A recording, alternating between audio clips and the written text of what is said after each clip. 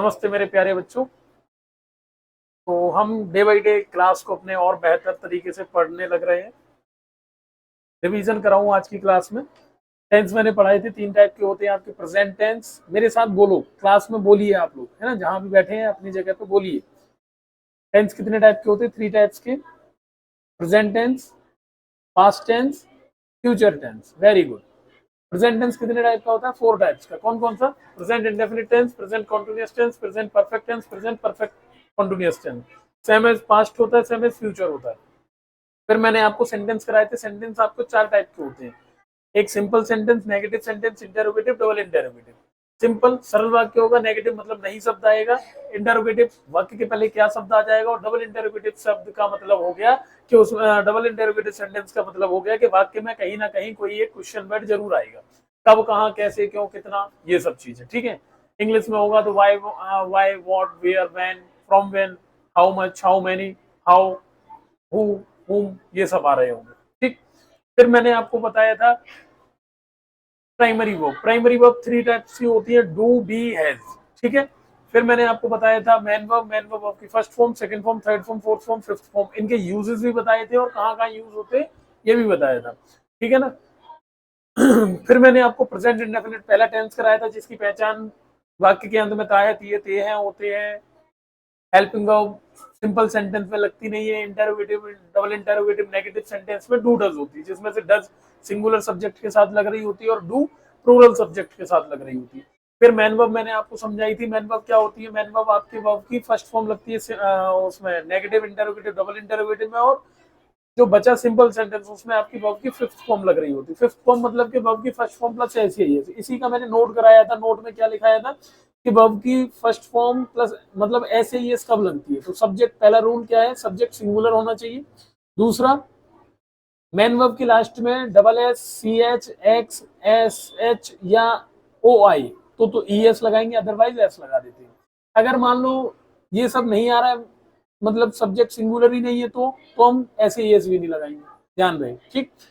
इसके साथ में फिर मैंने प्रेजेंट कॉन्टिन्यूअस कराया था, जिसकी पहचान क्या थी? वाक्य के अंत में रहा है, रही है, रहे आता है। Helping verb is, am, are होती है। इज सिंगुलर सब्जेक्ट के साथ लगता है, आर प्लूरल सब्जेक्ट के साथ में, और एम लग रहा होता है केवल और केवल ओनली आई के साथ में। ओके। देन इसकी मैन वर्ब क्या होती है? मैन वर्ब की होती है फोर्थ फॉर्म, या जिसे हम वर्ब की फर्स्ट फॉर्म प्लस आईएनजी बोल देते हैं। फिर इसके बाद में प्रेजेंट परफेक्ट कराया था। वाक्य के अंत में पहचान क्या है? वाक्य के अंत में सॉरी, चुका है, चुकी है, चुके हैं आता है, आया है, गई है, ली है, दी है, पी है, ये सब शब्द आ रहे होते हैं। हेल्पिंग वर्ब की बात करें तो हैजब लगता है। मैन वर्ब में वर्ब की थर्ड फॉर्म लग रही होती है। सिंपल। फिर बात करते हैं प्रेजेंट परफेक्ट कॉन्टिन्यूअस टेंस की, जिसकी पहचान होती है रहा, वाक्य के अंत में रहा है, रही है, रहे आता है, साथ ही साथ समय प्लस से भी आ रहा होगा। अगर रहा है, रही है, रहे अकेला आ रहा है तो प्रेजेंट कॉन्टिन्यूअस है, लेकिन अगर समय भी आ जाएगा तो वो प्रेजेंट परफेक्ट कॉन्टिन्यूअस टेंस बन जाएगा। हेल्पिंग वर्ब इसकी हैज बीन, हैव बीन होती है। मैन वर्ब आपकी वर्ब की फोर्थ फॉर्म होती है, मतलब वर्ब की फर्स्ट फॉर्म प्लस आईएनजी, मतलब फर्स्ट फॉर्म लिख देना है, फिर आईएनजी उसके साथ में जोड़ के लिख देना है। ये सिंपल सी कहानी। इसमें एक नोट लिखाया था मैंने। नोट लिखाया था कि अगर मैंने नोट लिखाया था कि रूल लिखने के बाद में सिंस या फोर लगाएंगे। सिंस या फोर प्लस टाइम। सिंस या फोर कैसे लगाएंगे? सिंस लगाएंगे आपके डेफिनेट टाइम के लिए, फोर लगाएंगे इंडेफिनेट टाइम। डेफिनेट टाइम कौन सा होता है? ऐसा समय जो कि दोबारा नहीं आएगा। डेफिनेट टाइम वो होता है जो दोबारा नहीं आएगा। इंडेफिनेट टाइम वो होता है जो दोबारा आ सकता है। जैसे 2 अप्रैल निकल गई, अब नहीं आएगी। 2 महीने निकल भी गए हैं, आ भी सकते हैं। ठीक है। अगले भी 2 महीने हो सकते हैं। इस तरीके से जब name of day, month, year ये सब हो तो लगाएंगे सिंस। जब number of month, day, week हो तो हम लगा रहे होंगे बच्चों 4। इसी के साथ में हमने फिर आपको हिंदी टू इंग्लिश में ट्रांसलेट करना सिखाया था, जैसा कि आपकी स्क्रीन पर ये चलते हुए दिख रहे होंगे। बिल्कुल ये सारे जितने भी टेंसेस लिख रखे हो ऊपर, ये बगल से जितने भी हैं, ये सारे के सारे टेंसेस आपको मैंने हिंदी से इंग्लिश में बदलना सिखाया था। मैंने आपको बताया था कि आपको 5 चीजें लिखनी होंगी। कौन कौन सी 5 चीजें? ये देखो, सबसे पहले आपको ये लिखना होगा कि ये टेंस कौन सा है, ये टेंस कौन सा है। फिर आपको ये सेंटेंस पहचानना होगा। सेंटेंस के बाद में उसका रूल लिखना होगा। रूल के बाद में हेल्पिंग वर्ब आपको पता करनी पड़ेगी, फिर मैन वर्ब। अगर आपने ये 5 चीजें लिख ली हैं तो आपका टेंस परफेक्ट बनेगा, बिल्कुल एकदम कंफर्म सही बनेगा। ठीक है। ये बताया था। फिर मैंने आपको इंग्लिश में ट्रांसलेट करना सिखाया था। फिर मैंने कल की क्लास में fill in the blank, sorry परसों की क्लास में फिल इन दी ब्लैंक्स कराए थे। कि कौन सी हेल्पिंग वर्ब के साथ में कौन सी मैन वर्ब लगती है, ये सब प्रैक्टिस कराई थी। फिर मैंने कल की क्लास में आपको कराया था कि किस तरीके से आप एक टेंस को दूसरे टेंस में कन्वर्ट कर सकते हो, मतलब कि चेंज कर सकते हो, ठीक है ना, एक से दूसरे में ट्रांसफर कर सकते हो, जिसे ट्रांसफॉर्मेशन मैंने नाम दिया था। ठीक, फिर उसके बाद में जो आज की क्लास होने वाली है उस क्लास में हम देखेंगे एरर एंड करेक्शन। आज की क्लास का जो नाम होगा या जो हेडिंग बनाएंगे वो हम बनाएंगे एरर्स एंड करेक्शन। करेक्शंस मतलब कि हम गलतियां ढूंढेंगे और गलतियां ढूंढ ही नहीं देंगे, गलतियां ढूंढने के बाद में उनका हम सही ये भी लिखेंगे कि गलती क्या है इसमें। ओके, तो don't worry my dear, because Ravishankar is here and of course here. ठीक, पहला लिखिए। पहला एक डेमो के तौर पर मैं आपको बता दूं कि इसमें करना क्या होगा। जैसे एक लिख रखा है राजू गो टू मार्केट,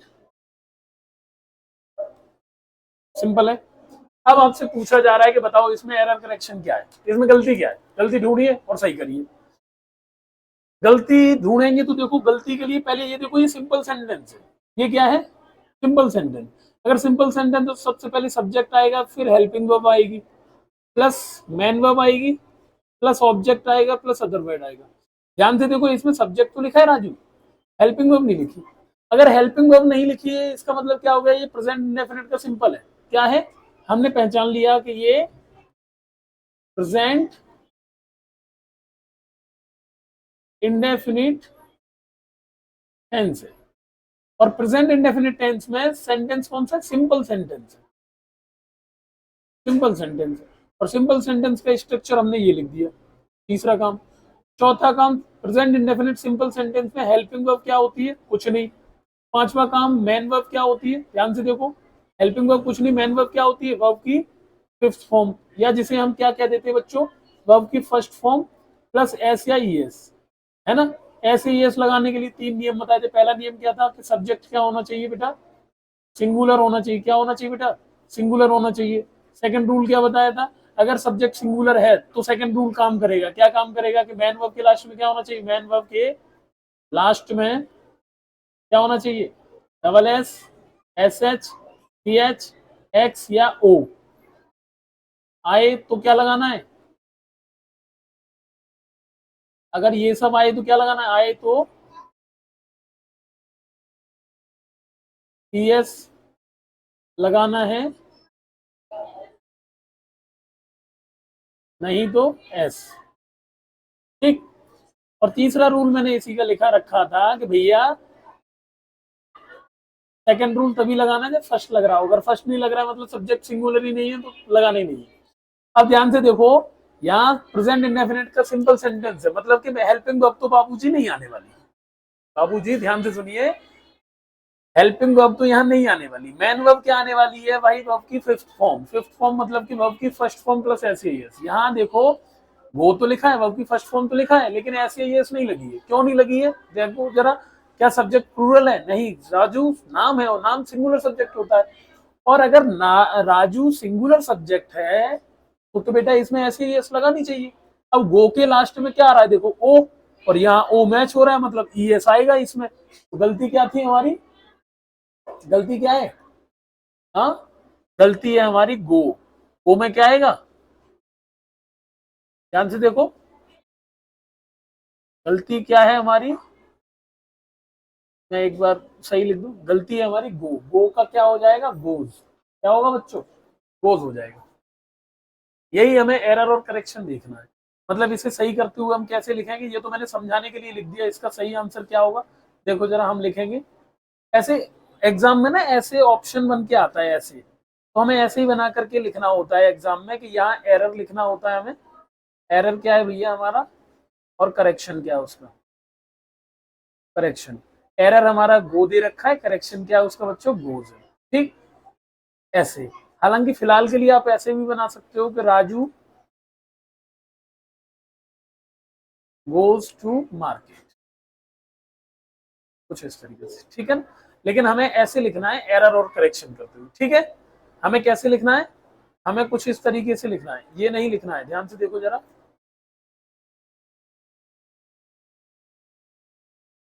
हमें ये नहीं लिखना है, हमें ये लिखना है सीधा सा, ये वाला part। ठीक है, नोट कर लो, 2 मिनट दे रहा हूँ, जल्दी से। 2 मिनट नहीं, आई थिंक मतलब आई मीन मतलब 5 सेकंड दे रहा हूँ, 10 सेकंड दे रहा हूँ, 15 सेकंड, 20 सेकंड, बस, इससे ज्यादा नहीं। ओके, जल्दी फटाफट नोट करिए, क्योंकि हमें बहुत सारी प्रैक्टिस करनी है। अगर हमें बहुत सारी प्रैक्टिस करनी है तो इसके लिए आपको ये सब चीजें जल्दी जल्दी नोट करना पड़ा करेगी।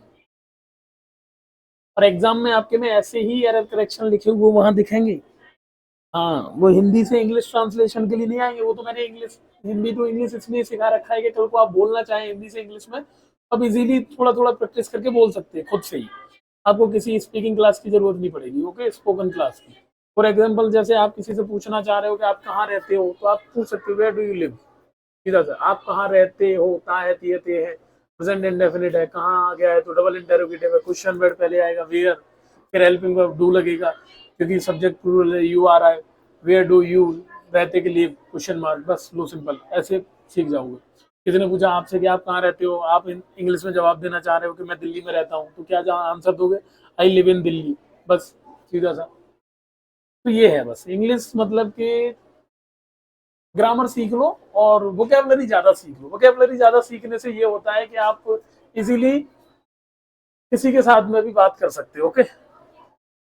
चलिए, आई थिंक आप सबने नोट कर लिया होगा, फटाफट से हम वहीं चलते हैं। चलिए, तो फिर हम इसको आगे बढ़ाएं, और आपके सामने, आपकी खिदमत में कुछ क्वेश्चंस हैं। जैसे कि सेकंड क्वेश्चन है, do you knows me. Number 3, they want to tell something. Number 4, are you watch a TV, are you watch a TV. Number 5, I am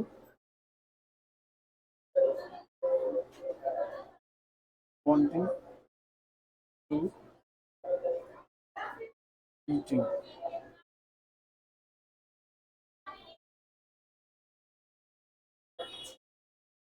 We are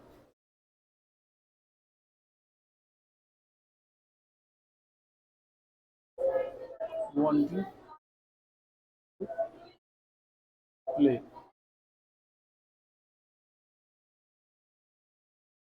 Number 7,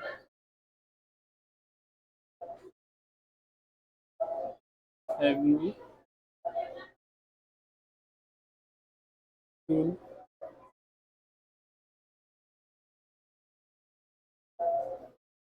have you seen this?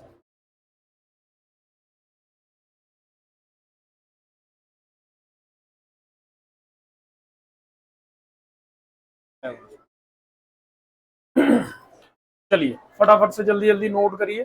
Note तो साथ के साथ कर लिया करो, जब मैं समझाया करूं तब केवल बोर्ड पे देखना होता है, अदरवाइज आपको क्या करना होगा, साथ के साथ नोट करना होगा, ओके। जब मैं बोल रहा होता हूँ तब सुनना होता है मुझे, बाकी का साथ के साथ नोट करिए और इनको बनाइए, इंग्लिश में ट्रांसलेट करिए,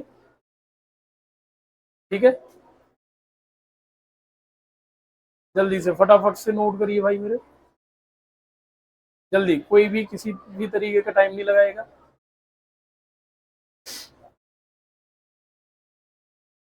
आपको इसमें गलती देखनी है, सबसे पहला काम। और गलती देखने का सिंपल तरीका क्या होता है, आप ये चेक करो सब्जेक्ट जो है, सब्जेक्ट के अकॉर्डिंग हेल्पिंग वर्ब लगी है क्या। सिंपल तरीका मैं आपको बता दूं, सबसे पहले सब्जेक्ट चेक करो, सब्जेक्ट के अकॉर्डिंग हेल्पिंग वर्ब है कि नहीं, हेल्पिंग वर्ब के अकॉर्डिंग मैन वर्ब है कि नहीं है। आप बस इन 3 पॉइंट पे ये एरर करेक्शन कर सकते हो इजीली। आपको सबसे पहले क्या देखना, सब्जेक्ट, सब्जेक्ट के अकॉर्डिंग हेल्पिंग वर्ब है कि नहीं है, हेल्पिंग वर्ब के अकॉर्डिंग मैन वर्ब है कि नहीं है, बस। और फिर वो उस तरीके से स्ट्रक्चर बनाए कि नहीं बनाए, पता चल रहा है आगे क्वेश्चन वर्ड आ रहा है और पीछे क्वेश्चन मार्क नहीं लगा है, तो वही गलती है इस तरीके से। चलिए, नोट करिए जल्दी जल्दी से, फटाफट।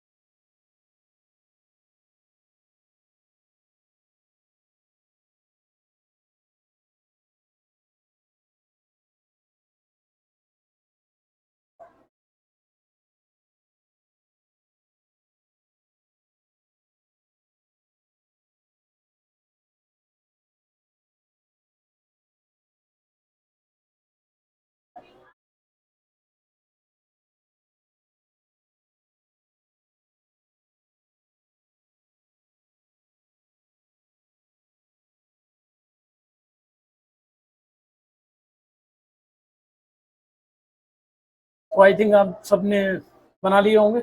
चलिए तो हम देखते हैं फटाफट से।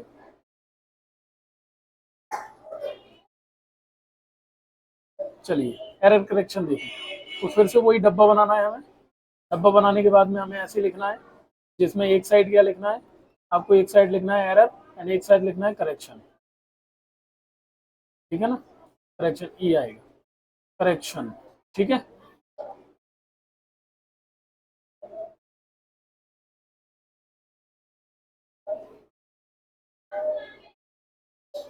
एरर में क्या आएगा बच्चा, error do you knows me. ध्यान से देखने पे आपको पता चलेगा डू यू, यू के अकॉर्डिंग सब्जेक्ट के अकॉर्डिंग देखो जरा, हेल्पिंग वर्ब है, बिल्कुल सही है। हेल्पिंग वर्ब के अकॉर्डिंग मैन वर्ब है क्या? अगर किसी सेंटेंस में डू डज आ जाता है तो उसमें वर्ब की क्या है, फर्स्ट फॉर्म आती है, चाहे वो नेगेटिव हो, इंटेरोगेटिव हो, डबल इंटेरोगेटिव हो। लेकिन यहाँ वर्ब की फर्स्ट फॉर्म नहीं है, यहाँ वर्ब की फिफ्थ फॉर्म लग रखी है, तो ये गलत है। ये क्या होगा सही, सही क्या होगा बच्चों इसका? तो सही लिखने के लिए हम ये देखो, K N O W S, knows का क्या हो जाएगा, के एन ओ डब्ल्यू। ठीक, सही क्या है इसका, नो। फिर देन अगला देखते हैं हम। अगला फिर से वही काम करना है हमें। इस बार मैंने डब्बा बनाया है बेटा, जिससे कि वो पूरा स्पेलिंग आ जाए। तो इसमें क्या लिखना है, एरर लिखना है, इसमें करेक्शन लिखना है। ठीक है, ध्यान से देखो, अब एरर क्या है, एरर क्या है, देखो लिख रखा है they wants to tell something. They plural subject है, प्लूरल सब्जेक्ट के अकॉर्डिंग हेल्पिंग वर्ब है, हेल्पिंग वर्ब नहीं है, इसका मतलब ये प्रेजेंट इंडेफिनिट है। प्रेजेंट इंडेफिनिट का सिंपल है क्योंकि हेल्पिंग वर्ब नहीं है। तो सिंपल की जो मेन वर्ब है वो क्या है, वर्ब की फिफ्थ फॉर्म। लेकिन रूल क्या है कि अगर सब्जेक्ट सिंगुलर है, अगर सब्जेक्ट सिंगुलर है, दे कैसा है, प्लूरल सब्जेक्ट क्या है, प्लूरल सब्जेक्ट है। और अगर ये प्लूरल सब्जेक्ट है तो प्लूरल सब्जेक्ट के अकॉर्डिंग मेन वर्ब की फर्स्ट फॉर्म आती है। तो यहाँ वॉन्ट्स जो है वो गलत है, एरर है, सही क्या आएगा, वॉन्ट आएगा। फिर अगले की बारी है, नेक्स्ट। फिर वही डब्बा बनाइए। डब्बा बनाने के बाद में इधर क्या लिखना है बच्चों, इधर लिखना है एरर और इधर लिखना है करेक्शन। ठीक, एरर में क्या आएगा, एरर में देखो are you watch are TV. Subject क्या है, प्लूरल है, प्लूरल के अकॉर्डिंग हेल्पिंग वर्ब प्लूरल है। यू प्लूरल होता है, प्लूरल के अकॉर्डिंग हेल्पिंग वर्ब आर है, प्लूरल है, बिल्कुल सही है। हेल्पिंग वर्ब के अकॉर्डिंग क्या मैन वर्ब लगी है, वॉच नहीं है, गलत है। क्योंकि आर के साथ में क्या लगता है, वॉच का क्या हो जाएगा, वॉचिंग, WATCHING, वॉचिंग। क्योंकि आर लगता है प्रेजेंट कॉन्टिन्यूअस में, और प्रेजेंट कॉन्टिन्यूअस की मैन वर्ब होती है वर्ब की fourth form. Very good. Now we will move on the next question.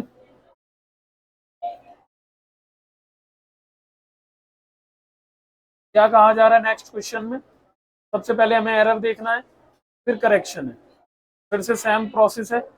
Error find करिए।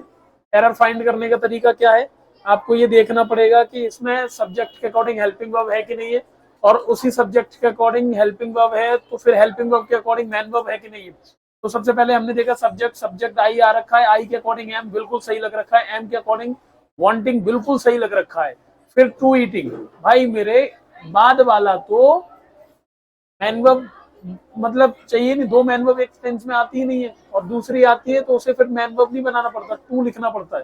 तो ये ईटिंग गलत है, तो यहाँ यहाँ क्या आ जाएगा, EATING, ईटिंग का क्या आएगा, EAT, ईट आएगा केवल। नेक्स्ट, ध्यान से देखिए क्या आएगा बच्चों, हमने यहाँ लिखा एरर और यहाँ करेक्शन।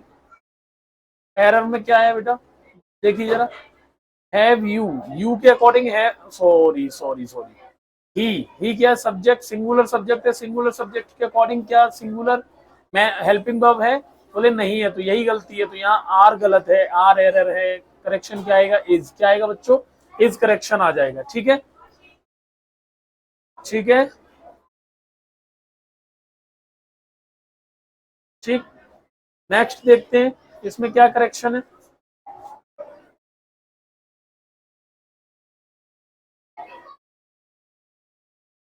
Error, correction. ध्यान से समझिए जरा, क्या एरर है, क्या करेक्शन है इसमें।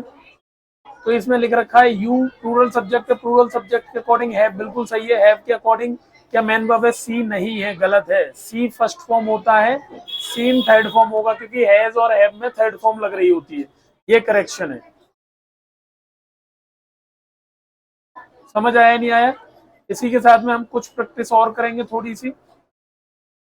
तो आई होप आप सबको ये समझ में आ रहा होगा बिल्कुल, और ऐसे ही समझते रहिए इन सब चीजों को। समझिए, ध्यान से नोट करना है इन सबको, ठीक है ना।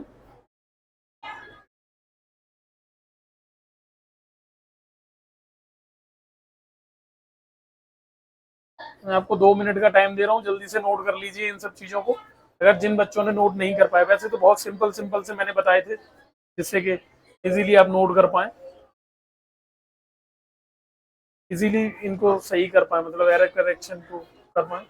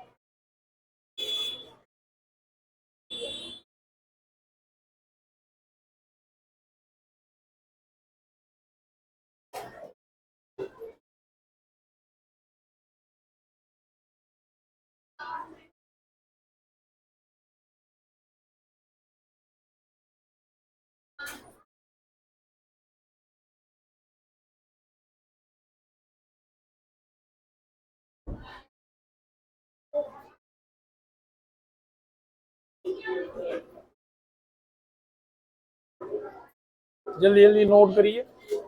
इन क्लासों को इतनी बार देखना है कि जिससे आप बिल्कुल एकदम परफेक्ट तरीके से सीख जाएं सारी चीजें।